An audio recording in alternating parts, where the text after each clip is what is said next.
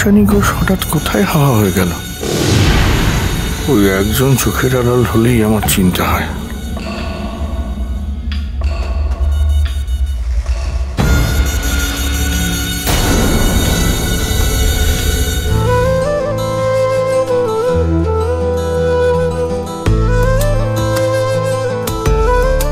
জয় শিব শম্ভু। জয় হোক।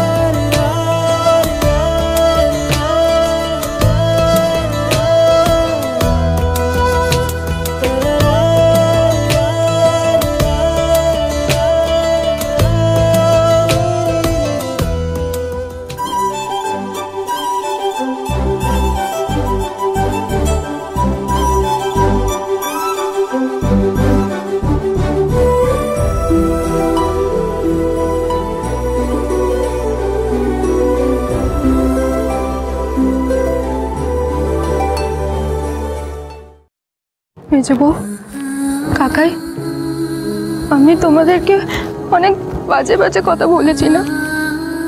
সরি, পারলে ক্ষমা করে দিও।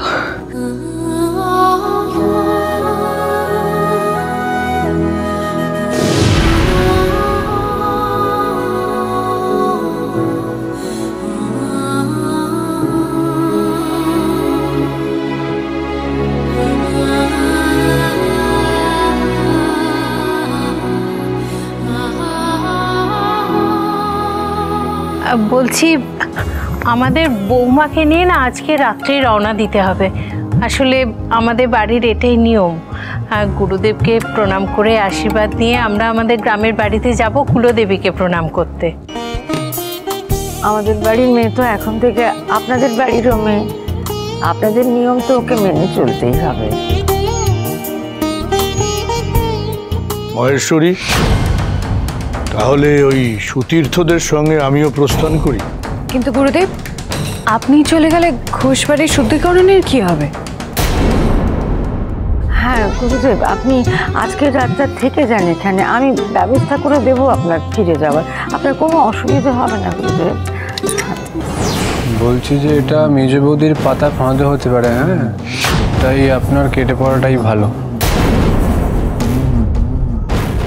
না, আমার মনে হয় গুরুদেব, একটা রাতের তো ব্যাপার, আজকে রাতটা আপনি এখানে বিশ্রাম করে নিন, কাল সকালে 12 লাখ টাকা নিয়ে আপনি চলে যাবেন। আচ্ছা, বেশ। ঝিলমিল, তোর মাকে কিন্তু ভুলে যাস না, আমার সাথে যোগাযোগ রাখিস। কেন? যাতে তুমি আমার মাথায় আবার ভুলভাল জিনিস ঢোকাতে পারো, তাই তো? মেজ বউয়ের চেয়ে বেশি ভরসা আমি তোমায় করেছিলাম। তার দাম তুমি কি দিলে? হ্যাঁ, আমার ডুবতে দেখে তো একবারও এগিয়ে আসোনি আমার জন্যে। আজকে যদি মেজ বউ আর কাকাই না থাকতো, তাহলে কিংসুকের সাথে আমার বিয়েটা হতো না, বুঝলে? আর একটু হলো আমার নকল টাকা দিয়ে ফাঁসিয়ে দিতে।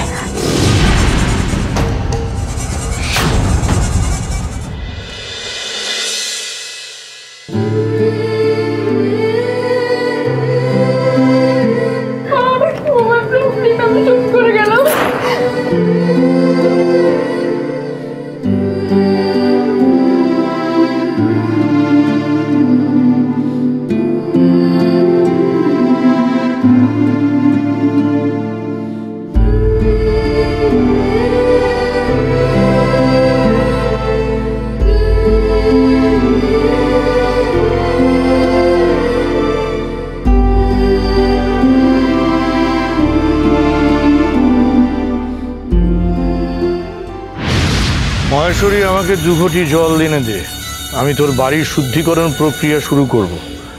1 ঘটি জল খেয়ে আমি আমার চিত্ত শুদ্ধি করব, আর 1 ঘটি জল পুজো করে তারপরে শান্তি জল ছেটাবো। যা ব্যবস্থা করছে। আচ্ছা,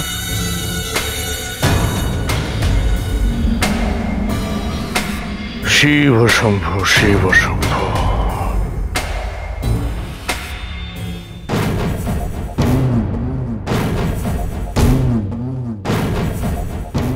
শিব শম্ভু।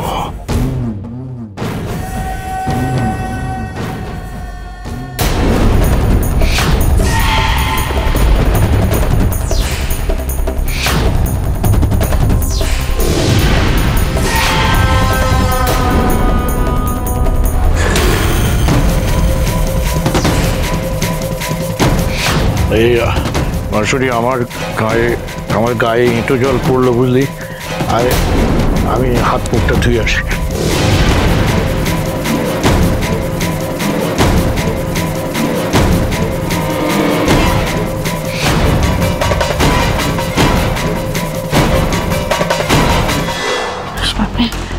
গুরুদেবকে এটা দিয়ে এসো।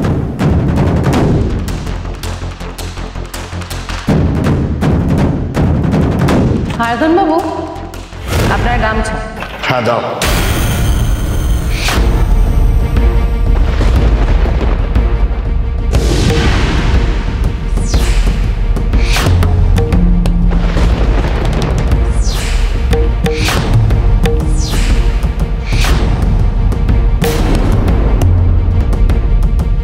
এই কি বলে ডাকলে আমায়?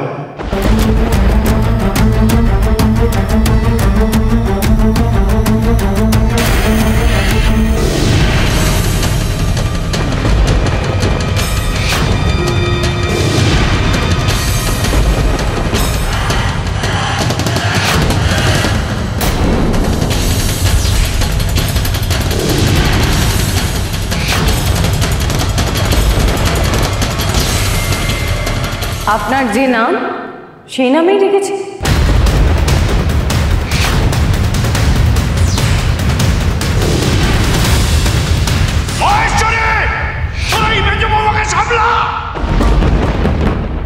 তোমার সব খেলা শেষ হারাধন সরখেল।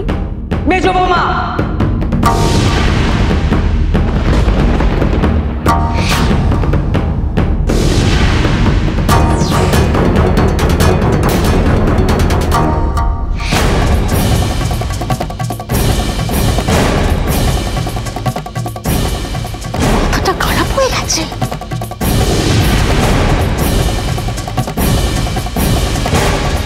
মুখের উপর ওরকম জল ছুঁড়ে মারার সাহস তোমার কি করে হলো ইসমাত মেয়ে? অপরাধীদের উচিত শাস্তি দেওয়ার সাহস আছে বলেই তো তোমার ইসমাত মেয়েকে সরকার থেকে পুলিশের চাকরিটা দিয়েছে আন্টি।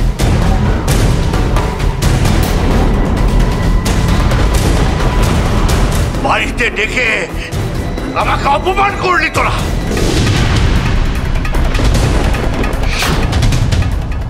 আমি অভিশাপ দিচ্ছি, তোরা নির্বংশ হবি, নির্বংশ।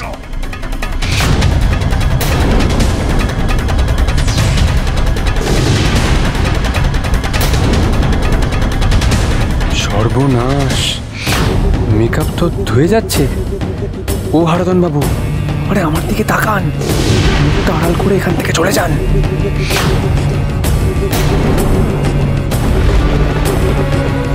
আমার চরণধুলি পাওয়ার জন্য সবাই ভক্তি ভরে দাঁড়িয়ে থাকে দিনরাত। তোর মেজো বৌমা কিনা তোর চোখের সামনে আমার এই মুখে।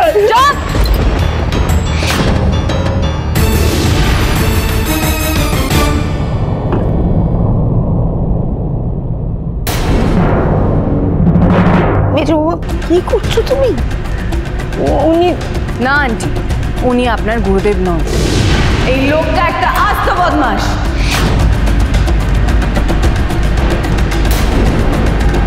ঠক, ধাপ্পাবাজ, খুনি। এতদিন তুমি একটা ভুল লোকের উপরে চোখ বন্ধ করে ভরসা করেছিলে, ভুল লোকের উপরে বিশ্বাস করেছিলে, যাকে তুমি তোমার জীবনের ধ্রুবতারা ভেবেছিলে, যে আমাদের এই ঘোষ বাড়ির ভবিষ্যৎ ঠিক করতো। তার আসল চেহারাটা দেখবে।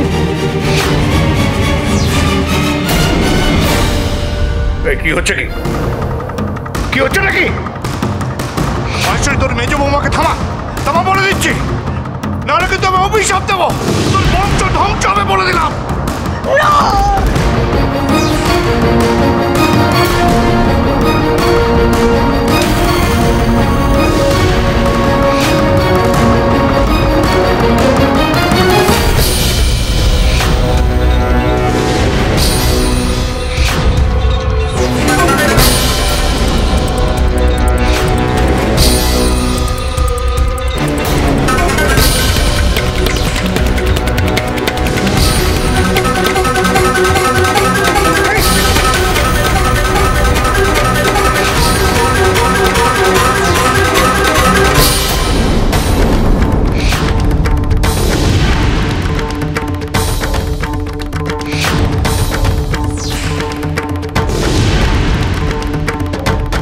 শকুনের সাপে গরু মরে না হারাধন সরখেল। মূর্খের মতো চিৎকার করে কোনো লাভ নেই। আমি তোমার মুখোশ টেনে খুলে দিয়েছি, তুমি ধরা পড়ে গেছো।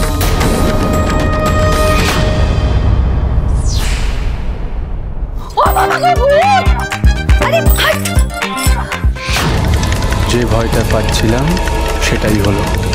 হারাধন সরকেল এখানে? তো ঐশানি, এটা কি করে সম্ভব? হারাধন সরকেল তো মারা গেছিল, এখানে কি করে এলো? না শঙ্কর, হারাধন সরখেল মারা যায়নি। আজবগঞ্জের কুয়োয় পড়ে হারাধন সরখেল মারা যায়নি, একটু চোট লেগেছে। ওই যে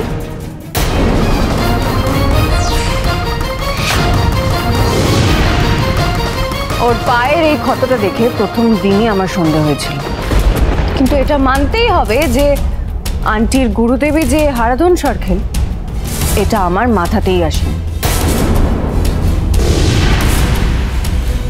আমি ভাবতেই পারিনি এরকম কিছু একটা হতে পারে।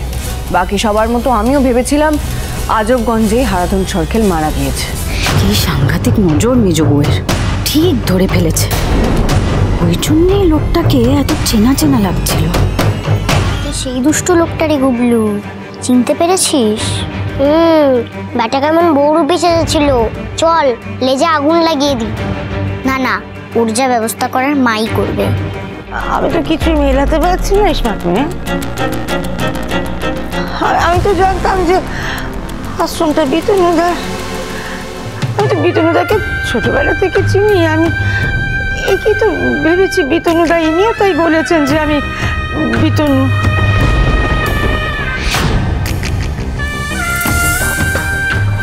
আমি ভেবেছি যে বয়স হয়ে গেছে তাই পেকেছে চুলদারি, ধরা চুড়ো। কিন্তু একে বিতনুদাই ভেবেছিলাম নিষ্পাত মেয়ে।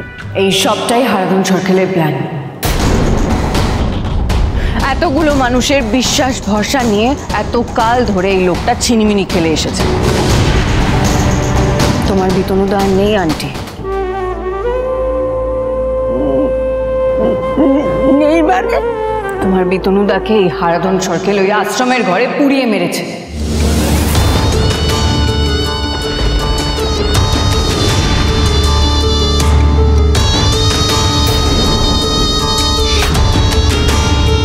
যাতে ওই আশ্রম কবজা করতে পারে আর নিজে গুরুদেব হয়ে বসতে পারে। কেন করলে? আমার বিতনুদাকে কেন মারলে? ধরা যখন পড়ে গেছি তখন শোন মহেশ্বরী, শোন মহেশ্বরী, আমি তোর মেজ বৌমা শুধু বাইরের জীবনটা নয়, আমি চেয়েছি ঘরের ভেতর জীবনটা ও নরক করে দিতে। হ্যাঁ, তাই তোর মাথা মুড়িয়ে ওর বিরুদ্ধে তোর মাথার মধ্যে এমন বিষ ছেলেছি, এমন গোরামির বীজ পুঁতেছি যে তুই বাধ্য হয়েছিস ওর পায়ে বেড়ি পড়াতে একদিনের মধ্যে। হ্যাঁ, তোর ওই মেজ বৌমার খুব বুদ্ধি, না খুব বুদ্ধি, কিন্তু আমাকে চিনতে পারিনি, ধরতে পারিনি। বরঞ্চ তোর এই গোরামির সুযোগ নিয়ে তুই অক্ষয় তৃতীয়ার দিনে এমন এমন শাসন করেছিস যে ও পৌঁছানোর আগে আমি সেই বস্তিতে গিয়ে আমার লোকেরা বোমা মেরে সেই বস্তি উড়িয়ে দিয়েছে। হ্যাঁ, বোমা মেরে।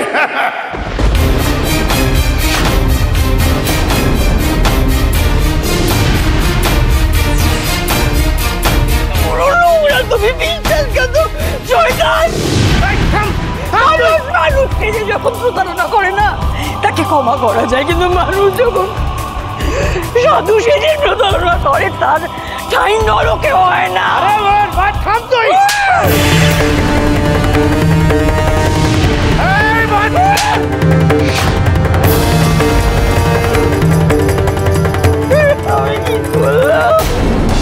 কি করলাম আমি? স্তন পায়ের তলায় হওয়ার কথাটাকে আমি মাথায় তুলে রাখলাম, বুকে জায়গা হওয়ার কথাটাকে আমি পায়ের তলায় রেখেছিলাম।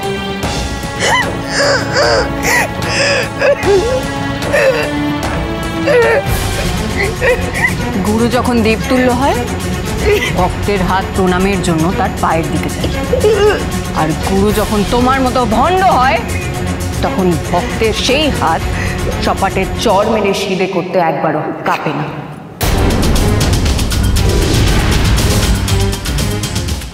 হারাধন সরখেল শুধুমাত্র আমার জীবন অতিষ্ঠ করার জন্য ওই আশ্রমে ঠাঁই নেয়নি। হারাধন সরখেল ওই আশ্রমে ঠাঁই নিয়েছিল যাতে আত্মগোপন করে একটা পাকাপোক্ত ঠিকানা পাওয়া যায়। তুমি দেখো না, পুলিশ রেকর্ডে হারাধন সরখেল মৃত, অথচ সেই হারাধন সরখেল জল জ্যান্ত ওই আশ্রমের নকল দাড়ি গোপের আড়ালে লুকিয়েছিল। কেউ ধরতেও পারেনি, কেউ টেরও পায়নি। আর সেই ব্যবসা হারাধন সরখেল সবার আড়ালে লুকিয়ে চালিয়ে যাচ্ছে। কোন ব্যবসা? কিংশুক আর ঝিলমিল যেই হোটেলে গেছিল, সেই হোটেলে বেআইনি ব্যবসা চালাতো হারাধন সরখেল। আশ্রমের আড়ালে ড্রাগ পাচারের ব্যবসাও চলত।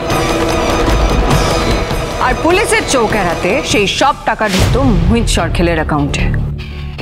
মোহিত সরকেল? সেটা আবার কে? হারাধন সরখেল?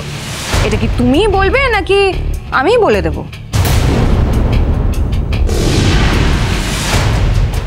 মোহিত সরখেল হারাধন সরখেলের ছেলে, বাপের একদম যোগ্য পুত্র।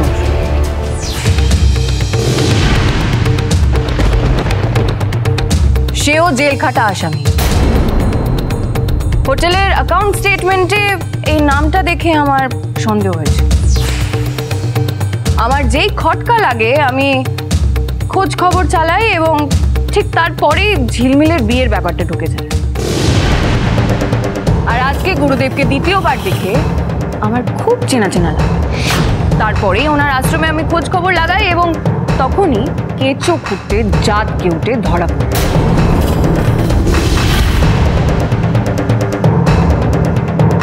সাবাস সাবাস ঐশানী ঘোষ, আমি এত আটঘাট বেঁধে নামার পরেও তুমি আমাকে ধরে ফেললে।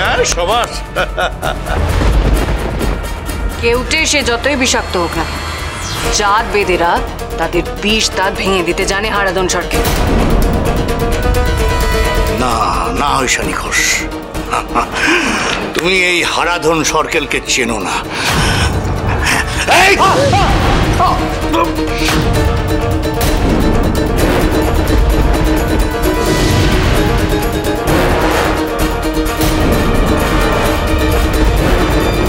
খবরদার, খবরদার ঐশানী ঘোষ, এদিকে আর এক পাও বাড়াবে না। যদি বাঁচাও এই মহেশ্বরী, তোর এই মেজ বৌমাকে বল এখান থেকে চলে যেতে। তোর মেজ বৌমার পাপের জন্য যেন তোর ছেলের মৃত্যু না হয়, আমাকে এখান থেকে বেরোবার ব্যবস্থা করতে বল। তোর মেজ বৌমাকে এখান থেকে চলে যেতে বল। এসো এদিকে, চুপচাপ আমাকে এখান থেকে বেরোবার ব্যবস্থা করে দাও ভাস্কর। তুমি কিন্তু আমার এখন পাসপোর্ট।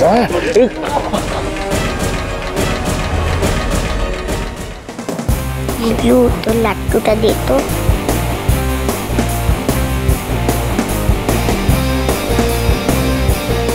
হারাধন সরখেল, তুমি যদি ভেবে থাকো যে ভাস্করকে সামনে খাড়া করে তুমি আমাকে ভয় দেখাতে পারবে, তুমি ভুল করছো।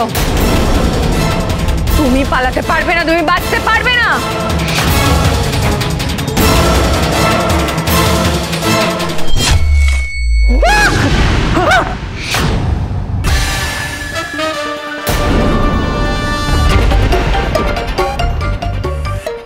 শাবাশি।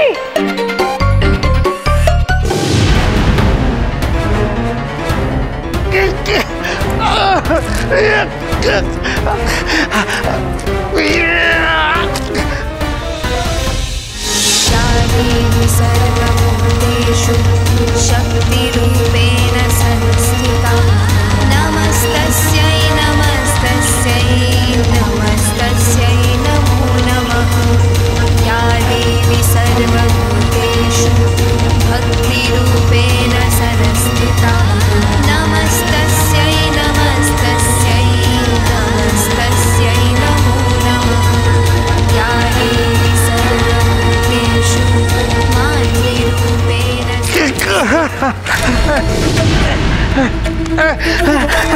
হারাধন সরখেল, বেআইনি ব্যবসা, খুন, বস্তিতে ঝামেলা, বস্তিতে ব্লাস্টের অভিযোগে তোমাকে গ্রেপ্তার করা হলো।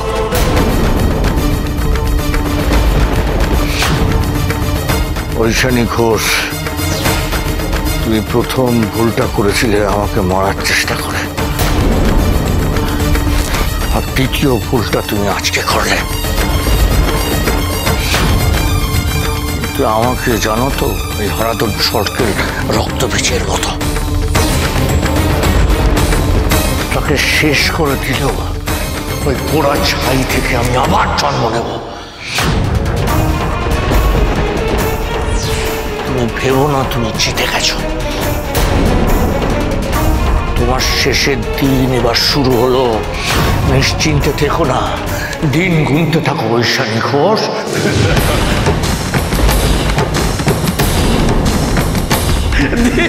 দিন গুনতে থাকো ঐশানী, দিন গুনতে থাকো।